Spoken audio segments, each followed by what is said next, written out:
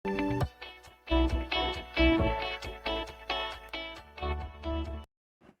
everyone, hi dear students, and welcome you to my video tutorial where you can learn the easiest way of physics. ચલો સમજીએ આગળ સ્પંદ શું છે તે. હવે આગળ જે છે ને એ આપણે એવી વાત કરેલી હતી કે બે જુદી જુદી કંપ વિસ્તારો ધરાવતા અથવા તો સમાન કંપ વિસ્તાર ધરાવતા તરંગોના સંપાતીકરણથી આપણને સ્થિત તરંગો જેવી ભાત મળતી હતી. હવે અહીંયા પણ આપણે જે છે સ્પંદની અંદર પણ કોન્સેપ્ટ જે છે એ યુઝ કરવાનો છે સંપાતપણાનો જ છે, પણ અહીંયા જે છે એ સંપાતપણાનો નિયમ અહીંયા જે છે એ આપણે સંપાતપણાનો જે સિદ્ધાંત છે એ સંપાતપણાનો સિદ્ધાંત આપણે યુઝ કરવાનો છે સમાન કંપ વિસ્તાર વાળા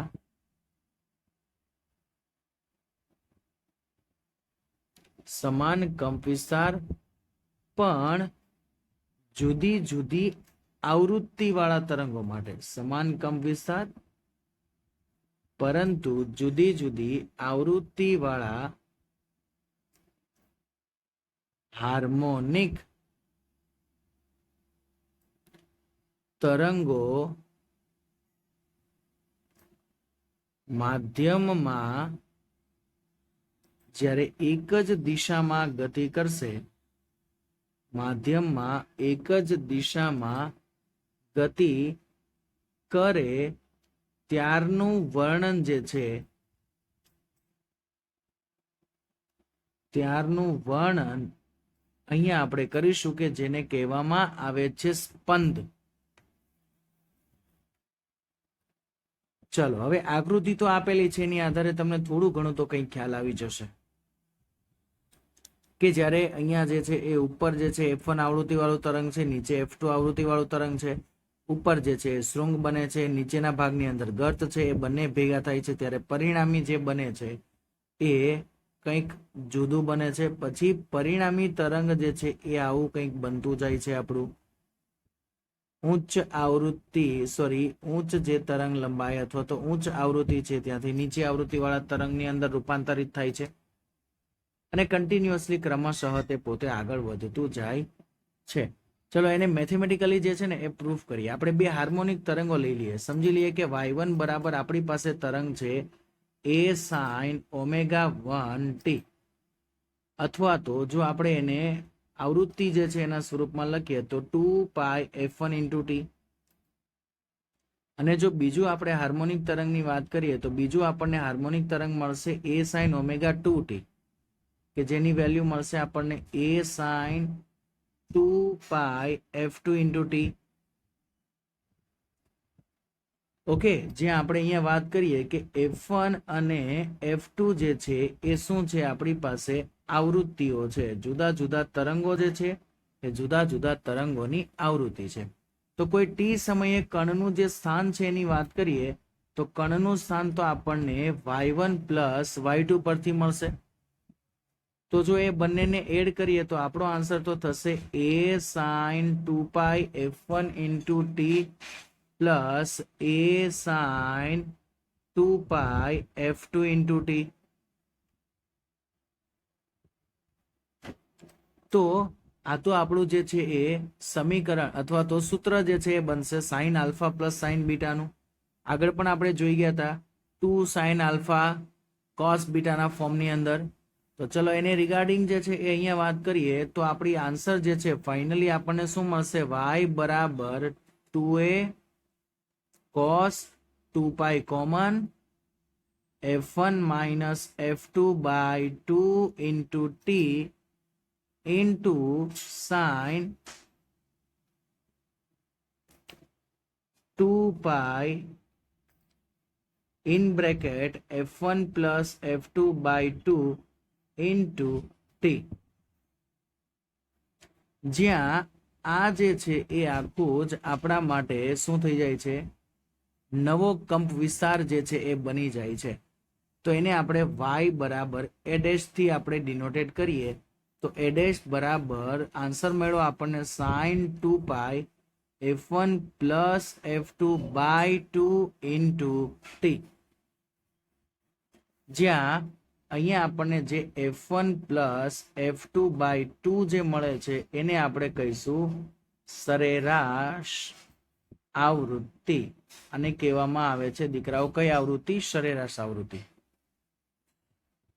અને જે આપણને અહીંયા દોલનોનો કંપવિસ્તાર મળે છે, એ મળતા દોલનોનો આપણો કંપવિસ્તાર જે છે એ અહીંયા એવો એડેશ બરાબર 2a cos F1 minus F2 by 2 into 2 pi T. Okay, જ્યાં આ જે કંપવિસ્તાર છે એ સમય સાથે આપણે જોઈ શકીએ છીએ કે cos થીટા સૂત્ર આવે છે અથવા તો cos વિધેય આવે છે, એનો મિનિંગ શું થઈ જાય કે કંપવિસ્તાર જે છે એ પણ સમય સાથે આવર્ત રીતે બદલાય છે. કંપવિસ્તાર જે છે એ પણ સમય સાથે આવર્ત રીતે બદલાય છે.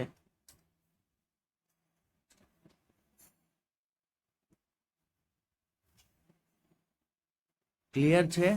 ચલો, તો જેનો આવર્તકાળની વાત કરીએ તો આવૃત્તિ આપણને મળી F1 માઇનસ F2 બાય 2, તો એનો આવર્તકાળ t બરાબર શું થઈ જાય? 2 અપોન F1 માઇનસ F2, કેમ કે આવૃત્તિનું વ્યસ્ત એટલે જે છે એ આવર્તકાળ બનશે.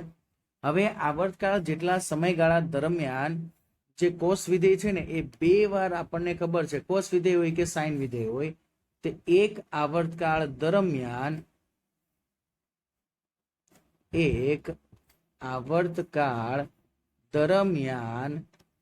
કોસ વિધેય અથવા તો સાઇન વિધેય બંને બે વાર શૂન્ય અને બે વાર મહત્તમ બને. બે વાર આ વેલ્યુ જે છે 0 બને છે અને બે વાર આ વેલ્યુ મહત્તમ બને છે. તો અહીંયા જે આપણે વાત કરીએ તો કંપવિસ્તાર જે છે બે વાર મહત્તમ આપણને બને છે અને બે વાર કેવો બને છે? આપણને ન્યૂનતમ વેલ્યુ જે છે એ મળે છે. કે એના પરથી જ સંપાતીકરણ જે છે એના આધારે સ્પંદ જે છે એના માટે જો આપણે વ્યાખ્યા સ્વરૂપની વાત કરીએ તો આવી કોઈ વ્યાખ્યા લખી શકાય છે કે સમાન કંપ વિસ્તાર ધરાવતા સમાન કંપ વિસ્તાર વાળા પણ સહેજ જુદી તીવ્રતા વાળા અથવા તો સહેજ જુદી આવૃત્તિ વાળા તરંગો જે છે એ આવૃત્તિ વાળા તરંગોના સંપાતીકરણને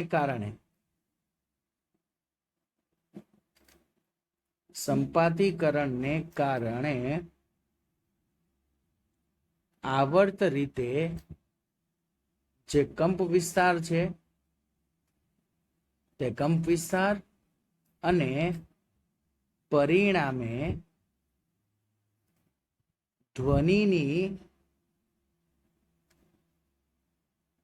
પ્રબળતા મહત્તમ બનવાની જે ઘટના છે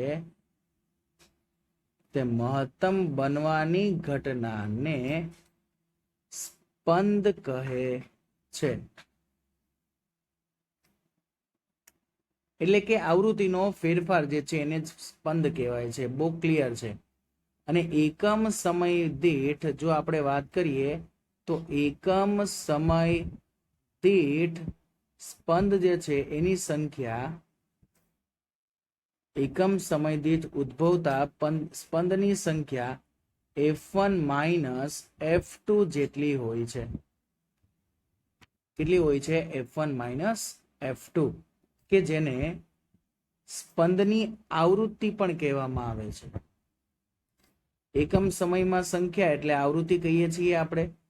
તો એકમ સમયમાં સ્પંદની સંખ્યા છે તો એની જે આવૃત્તિ છે તેને આપણે કઈ આવૃત્તિ કહીશું? તો તેની આવૃત્તિ જે છે એને કહેવામાં આવે છે સ્પંદની આવૃત્તિ. ક્લિયર? તો અહીંયા આપણો સ્પંદ વિશેનો જે ખ્યાલ છે એ દીકરાઓ થાય છે કમ્પ્લીટ. જે તમે તમારી NCERT ટેક્સ્ટબુક વાઇઝ જોશો તો તો એ તમને ω1 અને ω2 ની વેલ્યુના સંદર્ભની અંદર આ જે કિંમતો જે છે એ તમને આપવામાં આવેલી છે.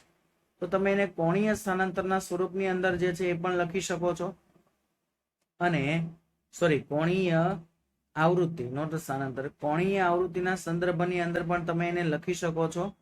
અને આપણી જે સામાન્ય આવૃત્તિ છે તે સામાન્ય આવૃત્તિઓના સંદર્ભની અંદર પણ તમે આ જે વસ્તુ છે એટલે કે સ્પંદ જે છે એને તમે લખી શકો છો, વાત કરી શકો છો. ઓકે,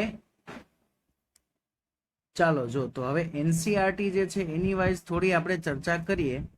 તો તમને એવું કીધેલું છે કે તમારી પાસે બે તરંગો છે. સમજી લો કે S1 બરાબર તરંગ છે a cos ω1t અને બીજું તરંગ છે તમારી પાસે S2 બરાબર a cos ω2t, અને એ બંનેનું તમે સંપાતીકરણ કરો છો એટલે કે S1 પ્લસ S2. તો C પ્લસ C એટલે 2cc આન્સર થશે, એટલે કે 2 cos ω1 minus ω2 by 2 into t into cos ω1 plus ω2 by 2 into t. જ્યાં આપણે અહીંયા લખી શકીએ છીએ કે આને જો આપણે સરખાવીએ તો 2a, યસ હજુ એ તો રહી ગયો અહીંયા, તો 2a cos, આને કહી દઈએ આપણે આવૃત્તિ જે છે એને ઓમેગા બી, તો omega B into T into cos omega A into T. જ્યાં લખી શકો છો તમે ઓમેગા બી ની જે વેલ્યુ છે એ મળશે ω1 માઇનસ ω2 બાય 2, અને ઓમેગા એ ની જે વેલ્યુ છે એ આપણને મળે છે ω1 પ્લસ ω2 બાય 2. ઓકે, જે હાર્મોનિક તરંગોના ફોર્મની અંદર આપણને આ વેલ્યુ મળે છે. ચાલો, તો અહીંયાથી જે છે એક ક્લિયરલી એક વસ્તુ તમે દર્શાવી શકો છો કે ω1 માઇનસ ω2 જે છે એ 2 ઓમેગા બી જેટલું થાય. આ જે છે એને જ કહેવામાં આવે છે સ્પંદ. તો સ્પંદ ω1 માઇનસ ω2 બરાબર 2 ઓમેગા બી જેટલું થશે. ઓકે, જેના પરથી આજે ઓમેગા બી જે છે એને કહેવામાં આવે છે બીટ આવૃત્તિ, બીટ ફ્રીક્વન્સી. બીટ એટલે સ્પંદ, તો સ્પંદની આવૃત્તિ સ્પંદ આવૃત્તિ તરીકે ઓળખવામાં આવે છે. તો સ્પંદ આવૃત્તિ એટલે કે બીટ આવૃત્તિ, તો એફ બીટ બરાબર ફોર્મ્યુલા થશે F1 માઇનસ F2, કે જેને સ્પંદની આવૃત્તિ તરીકે ઓળખવામાં આવે છે. આ ફોર્મ્યુલા આપણા માટે ઇમ્પોર્ટન્ટ છે. આ અને ઉપરવાળું બંને એક કોણીય આવૃત્તિના સ્વરૂપમાં છે અને એક આપણી સાદી આવૃત્તિના સ્વરૂપમાં છે. તો આઈ હોપ હવે તમારો જે છે સ્પંદને રિલેટેડ કોન્સેપ્ટ જે છે એ ક્લિયર થઈ ચૂકેલો હશે. બાકીની જે ચર્ચા જે છે એ હવે આપણે આપણા નેક્સ્ટ સેશનની અંદર કરીશું દીકરાઓ. So bye, take care, see you soon, stay healthy and stay happy. મળીએ આપણા નેક્સ્ટ સેશનમાં. Bye by.